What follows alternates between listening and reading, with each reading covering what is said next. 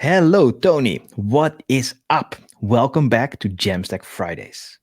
Hey Tim, what's going on? All good, all good. Busy week, but time to wrap it up. Exactly, as you do with busy weeks. So let's get rolling with our intro and we'll be back in a sec. This is Jamstack Friday with TNT. Cause I'm TNT, I'm dynamite. So, Tony, after that busy week, can you tell us what happened in the news? Yep, let's go. I got some cool news to share with you from Jamstack world. Starting with the Next.js newest release 10.1, 3 times faster refresh. What does that mean? Next.js updates the code only in that file that you edited. They also improved the installation time. Now, installation size is 58% smaller, number of dependencies 56% smaller. Also, automatic image optimization through Next.js is now powered by WebAssembly. Support for M1 MacBooks. Next.js also introduced Commerce Shopify integration, and you can now do custom 500 pages. That's pretty nice. Next, we got Netlify build plugin of the week is Lighthouse, so you can easily add it to your site and run on every deploy. I would really recommend that. I'm running it on my website. It's really cool. It's part of your build logs, and you can see your results right away, right there, once your build is running. Next, we got Swelt Kit. It's a public beta now, so you can get your hands on it. Swelt Kit is a framework to build apps with Svelte. So if you're familiar with Sapper, I guess you'll have to transition from Sapper to Swelt Kit. The way they claim it, it's something similar to Next.js for Svelte. As I browse the websites and the internet weekly, I stumble upon different news sites. And the site of this week that I found was contentmodel.io. You can take your existing content model that has been shared and easily import that into your site, especially into your contentful site. And you can see how visually your content type structure looks, the relationship between different content types. It's really nice. Before you import anything, you can kind of visualize and see how it looks. So let's browse one. Click on this blog one. And as you can see, I can even zoom in and see how nice it is. I can see how everything is connected. And then as soon as I'm importing it to Contentful, all my content types are created. I think it's pretty nice. This reminds me of Microsoft Access, by the way. Last but not least, you can participate in 100 Day of Gatsby and create a Gatsby theme. This will be really cool if you're interested in getting started with Gatsby and you're kind of entering the Jamstack world. You should definitely participate. If you find this news useful, give us a like and don't forget to subscribe to stay up to date with the latest news from Jamstack world. That's it from me. In this week, oh, Tony, what's happening to me? You destroyed me. So in this week's Jamstack Fridays, we decided to talk about the questions that our clients ask us all the time. And we wanted to scope that down a bit. And so we're going to be talking about Gatsby versus Next. And that's what you see on the slide here. So the questions we get all the time are things like, what is the difference between Gatsby and Next? How does data fetching work in those systems, and which one should I choose based on my knowledge of that? Or how do images work? Or how does internationalization work? And then finally, where do I host it? Are we going to go Gatsby Cloud, or we do Vercel or Netlify? Please help us. And it's kind of interesting for us being seasoned developers. For us, those questions are relatively clear what we should choose when. But there are so many different people around, and everybody has different expectations based also on the marketing by Gatsby or Next, for example. So let's talk about generally what the difference is between Gatsby and Next. And I also know that I have a specific preference for stuff, and Tony as well. So Tony, feel free to jump in if you feel like, hey, but this is better in Next, or this is better in Gatsby. So let's see, Yeah, I will. I just want to make sure that this is not a comparison and recommendation. It's more of, hey, this is what we know and this is what we're sharing with you based on our experience. And it's you're the judge at the end. You choose what is best for your project. Exactly. So this is not, hey, but Tony said it had to go this way and everything went wrong. Well, it's not one of those. It's just let's compare based on our knowledge. Okay. So is it Fight Club or what? Let's see. So let's start with Gatsby, right? What is the difference? So what I feel like that Gatsby is really for is to build Jamstack sites, right? So it generates to a static website and it does that really well. So what Gatsby came up with, at least in my experience, is that they started with a lot of like smart defaults, so things that are relatively easy to get started with and get you to quality like super fast. So the way you fetch data, for example, or the way you get your stuff from, let's say, your CMS or whatever, is always through plugins. Like everything in Gatsby is plugin focused. So if you say, let's say, okay, I have Contentful and let's say I have Contentful and I want to make a blog. You just find the source plugin for Contentful, you put it in your configuration, and you're off to the races. So that's really interesting by Gatsby, that it's relatively easy to also get like a PWA and plug a source plugin for this, plug another plugin for something else, and you have something. And so it basically uses a local GraphQL schema, which means on build, it will actually query through the source plugin. It will query that CMS that you have, grab all the data, and that plugin will make a local GraphQL data schema for you in the Gatsby instance. And then the only thing you have to do while you're coding is actually query your local GraphQL database, basically. So let's go to Next. And this is quite different because Next basically doesn't give you any sort of restrictions, or however you want to use something. You can go anywhere you want. And so it really is more of a tool belt or a tool set to build whatever you want. It can be static, it can be dynamic. If you want to fetch your data a certain way, do whatever you want. It's more of like almost a library of really cool tools to put together. So it feels like you need to be slightly more senior to work with Next, but you can also go any direction you want. And so this is what I wrote, but it might not be true because it seems like it's slightly less friendly than Gatsby for beginners. It has slightly less smart defaults because these smart defaults also have opinion. You have to do something a certain way to get the result. But if you use Next, you might know exactly what you want and you want to code it a certain way, and then you don't like those smart defaults, right?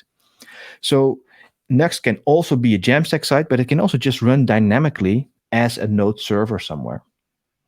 So that was a whole mouthful there. So maybe let's switch to Tony and talk a bit about this data fetching.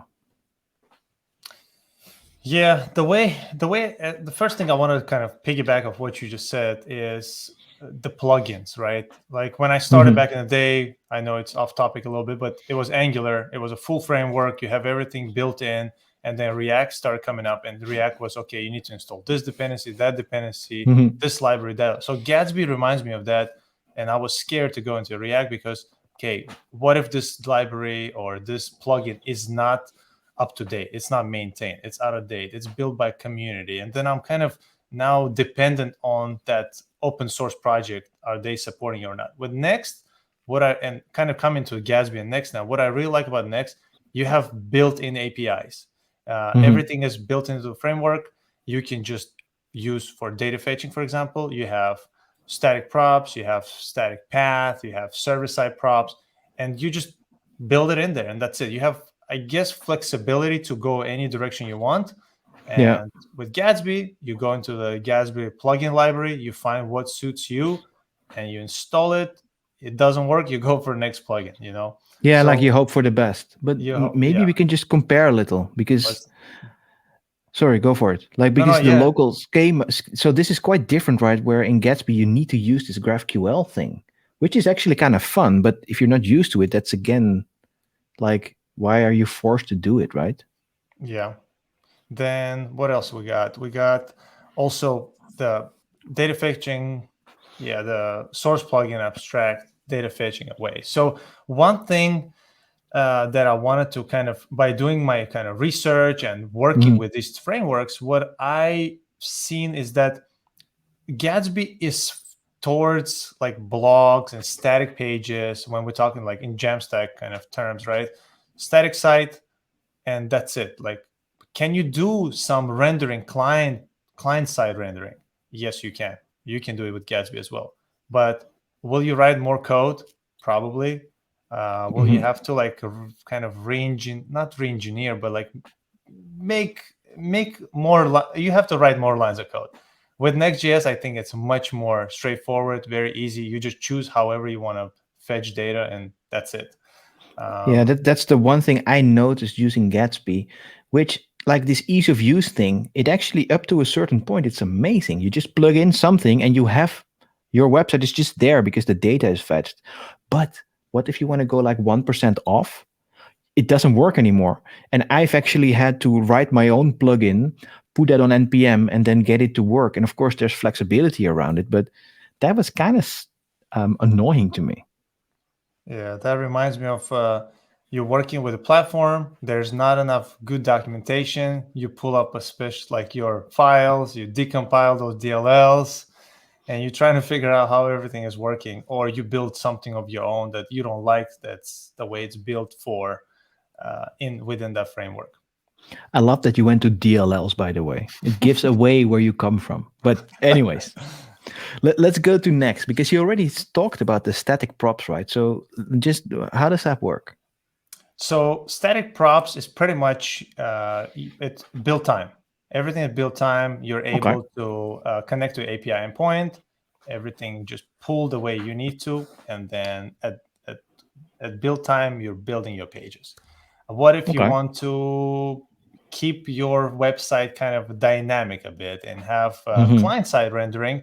It's still a Jamstack site. It's all kind of static, but that one component on your page needs to be alive, like commerce, for example, right? Scenarios where you need to make a call to endpoint to grab pricing or something. That's where you will use probably the dynamic functionality of it.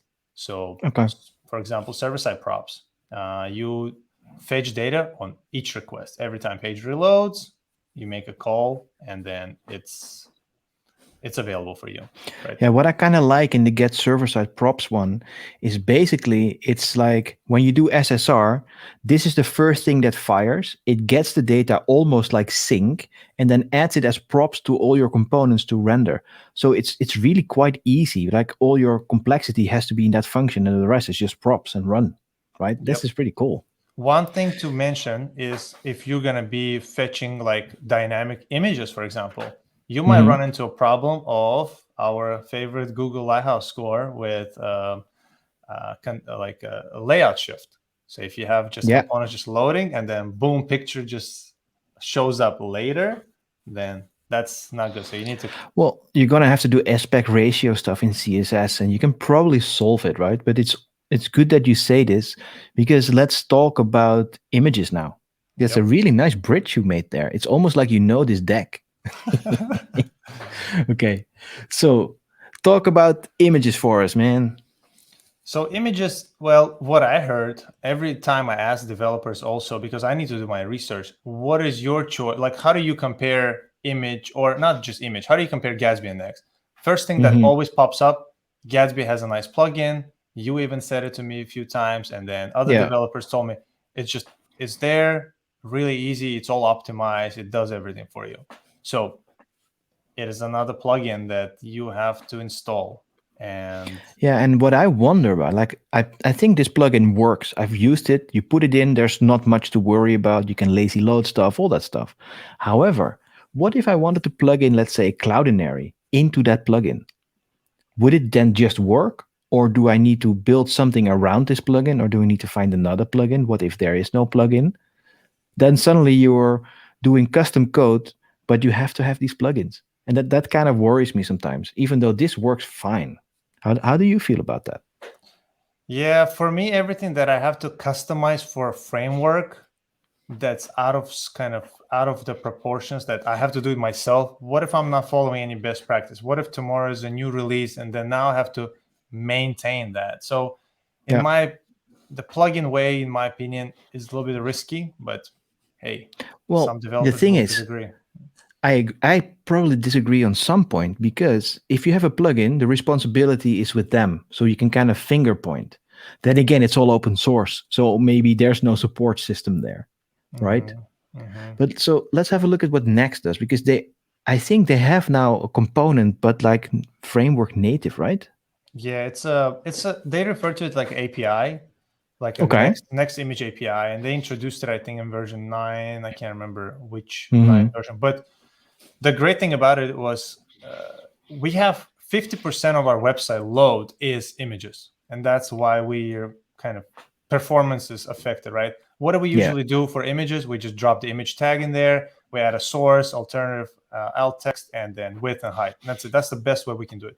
But how can we take a next step and make sure that we have the appropriate images, appropriate sizes for every single viewport, right? Hmm. With Next Image API, you're able to do that. And when we talk Oh, about cool. yeah, and automatic image optimization, right? So if you have a large image and you need to, for that specific component, you need an image that's 150 by 150, you specify that in the tag. That's it. It will be Okay, generated so for you. Next Image will actually generate that stuff locally and put it in your package that gets deployed. Yes. Oh, that's very interesting. I tend to, because I'm kind of an image nerd, if I can say so myself. I've been working with images and lazy loading and optimization for years now. And I'm sometimes a bit worried that these kind of frameworks come with something like this. Because I always want to do it myself, but I might be one of the only ones. Like I might be in that 1 or 2% that wants to go completely crazy on images and really do that specific thing. It actually is pretty decent that this next image thing just comes out of the box with really good setup that people don't really have to worry about it anymore. It's Yeah. actually really cool.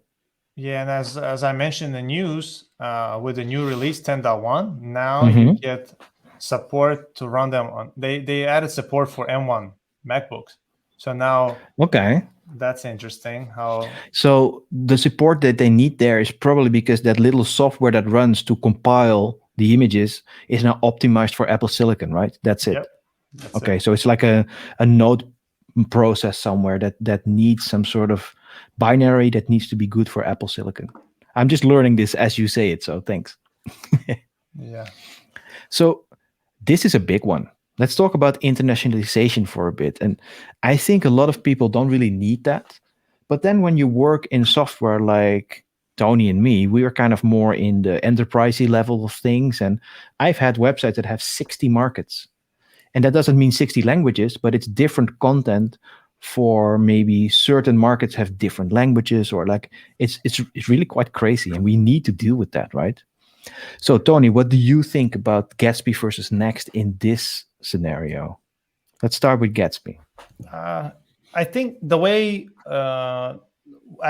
we just had a project, and Mhm. this is exactly where this came up from. Which would I use? Because my specific requirement is internationalization, the Okay. routing. How do I do the navigation? How do I do this and that? Like, will it work? Will the browser auto detect it?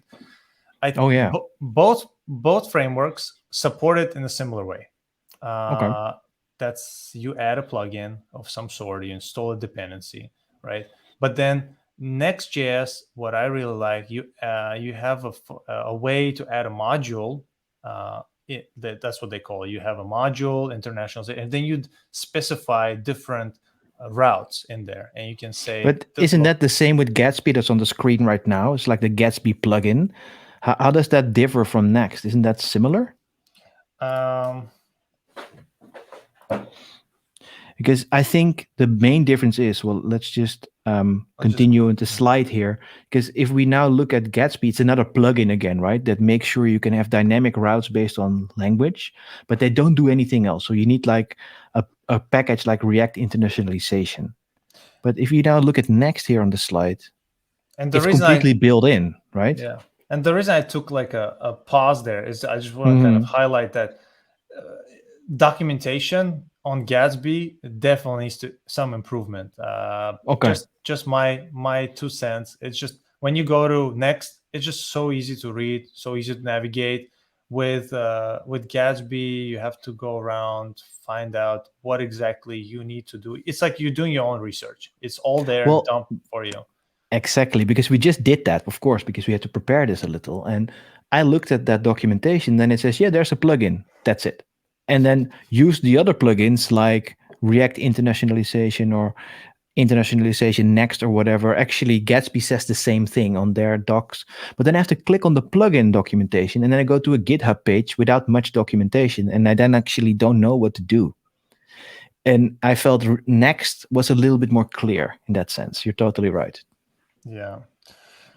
So in Next, right? So we have a module internationalization that you can specify locales, default locales, domain. What I really like is domains. So you can specify domain. So if you think about it, Okay. going like forward to our later topic on hosting, you can specify different subdomains and Okay. you can have Next kind of manage your routing. That is amazing. And then And so, sorry to interrupt, but so that works well with Vercel, right? So if you have this document like this configuration of domains, does Vercel then understand that? I had an experience working with Netlify, Vercel a lot, and Mm-hmm. one of the things that I noticed, if you're using Next, hosting on Vercel was just super smooth. Now Netlify obviously is supporting them. They just announced, Exactly. I think, a few weeks ago that now they can run natively next year without any issues. But like Yeah. images, for example, I don't know what they do there on the platform, but images just work on Vercel for Next, but on Netlify it would break. So I had to like Oh, kind of redo stuff. Now it's working. okay, And cool. it's like, yeah, that's for routing. I would probably say that Vercel will handle it better, but we'll have to try it, give it a try. Mhm. And so if you had to choose between, let's say, Gatsby Cloud or Vercel or Netlify, let's say we have a Gatsby website. Would Gatsby Cloud actually be the best one? Or would I also go with Gatsby and put it on Netlify, which I have done previously because Gatsby Cloud didn't exist? What would you choose? I'll tell you my experience, and There we then go. I'll tell you my experience. So, what I thought about when I started with Gatsby Cloud, when they announced it, I was okay, Gatsby Cloud, that's it. It's going to be a smooth ride. Let's go ahead and deploy. I deployed Mhm. it. Deployment failed. Why? Because I had to Okay. install another plugin for Gatsby Cloud, and that's kind of, I don't know, that's kind of annoying, right? You have to install something to run on their own cloud. So then I deployed it on Netlify. The same stuff, Gatsby without any extra plugin. I deploy Netlify, no problem, done. Okay. And Interesting. yeah, So so their approach to this is maybe they keep the core lean and they just put plugins everywhere to enrich it, right? Is that the approach you think? how do you maintain all that then? What if you have stuff that's Yeah. outdated? What if you grab the plugin that's maintained by open source group of folks and they just Mhm. gave up on this framework? Now they're working on something else. Yeah.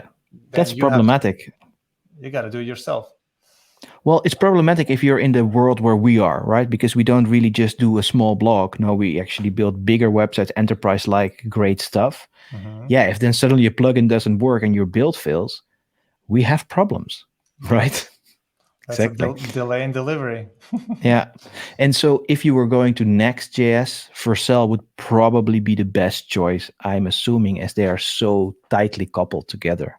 Yeah, I think they're building their framework around their own hosting provider. So, but Yeah. I would not say that Netlify cannot have. Netlify is there. It's a very strong platform, and just Oh, clearly, I use it all the time. I actually use both, and they're both working really well for different things. And as you can see on my hat, I'm more on the Vue.js land. I use a lot of Nuxt, and Nuxt works well on both of those platforms. So it's, to me, they're almost equals. But that's just my 2 cents, right? yeah, Netlify. For me, if I had to choose, I'll probably stick with Netlify. It's just like Mhm. whatever you start with, the first journey is always the best journey, and that's what happened in the past with Gatsby, for example. If since this is our topic today, when I started working Yeah. with Gatsby back in the day, it didn't go very smoothly, so I just kind of abandoned it, and then I moved Yeah. on to other frameworks. And same thing here with Netlify. It was just best smooth ride. You just drag and drop a folder into your browser and you have a website ready like in 10 Isn't that seconds. crazy? That is, I yeah. think we went over this quite fast, but I hope we kind of delivered on those questions, and then potentially the clients or customers that ask us stuff about this, we can point them to this lovely video. So Tony, awesome. Thanks for preparing this and for going over everything. Do we have some last thoughts that we want to share before we end? I would just say whenever you ask a question from an expert or someone, think about this. The response that you're going to get is based on their experience. And there's Yeah. no such thing as you use this for everything. There's this, if you want to use one framework for building a blog, use that because it's kind of built for that. And it was with that Yeah. mind built out. Use another platform for something else. Every project has their own platform, framework, CMS, whatever. Yeah, and that's actually a really good point, because the stuff we just talked about is our experience, right? There must be somebody here who works at Next or with Gatsby that's like, dudes, that's just not right. Look at this. And honestly, I kind of hope that they do, because then we can be better for the community and have the good information out there. So thanks for joining me this Friday, Tony. And yeah, I'll see you next Friday. Cheers. Thank you. See ya. All right, bye.